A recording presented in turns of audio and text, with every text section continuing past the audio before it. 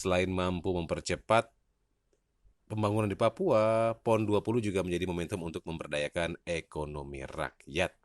Bahkan Sandiaga Uno, selaku Menparekraf, menilai perhelatan Pekan Olahraga Nasional Papua mampu memberdayakan ekonomi dan wisata.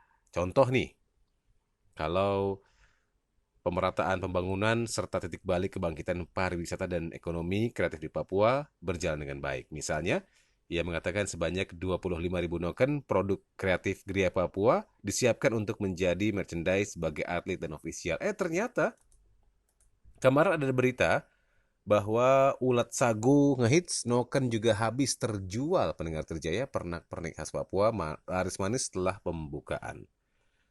Di masa pandemi ini emang harus tetap taat prokes. Presiden Joko Widodo sudah memberikan izin agar PON Papua dapat dihadiri penonton terbatas 25%.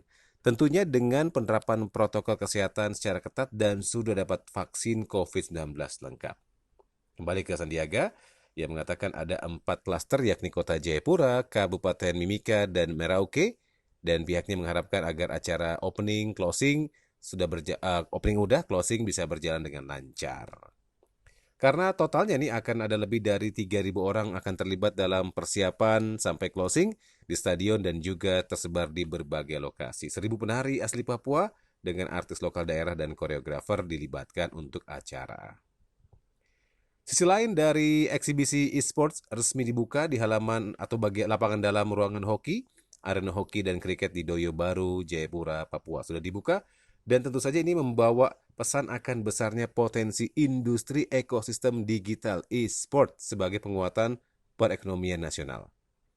Dalam sambutannya sebagai pembina pengurus besar e-sports Indonesia, Sandiaga mengatakan dengan besarnya nilai atau potensi ekonomi yang ditawarkan, e-sport diharapkan akan terus berkembang. Sementara Ketua Harian PBSI, Komjen Polisi Bambang Sunarwibowo, mengatakan ya bahwa Indonesia memiliki potensi besar di industri e-sport, baik dari prestasi maupun pengembangan ekosistem dan industrinya.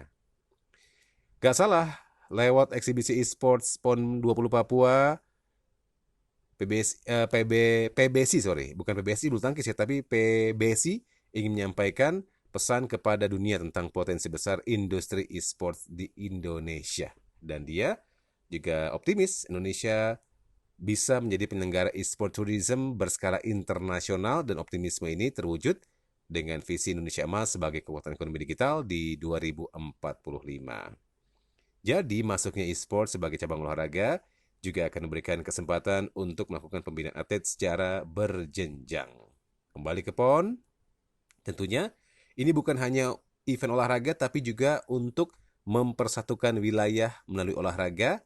Juga dari sisi ekonomi, event juga akan memberikan dampak positif bagi perekonomian di banyak sektor, termasuk kerajinan tangan, kuliner, dan masih banyak lain.